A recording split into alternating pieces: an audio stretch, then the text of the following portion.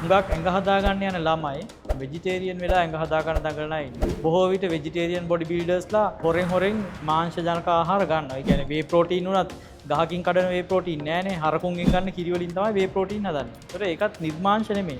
මොකද හරක ඇවිල්ලා කියන්නේ නෑනේ.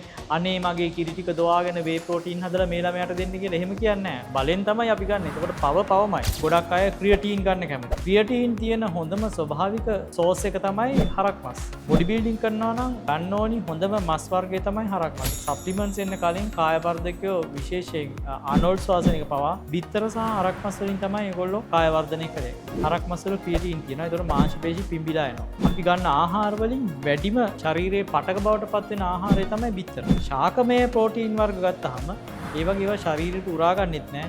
ඒවා ශරීරයේ පටක බවට පරිවර්තනය වෙන්නේ හරිම අඩුවෙන්.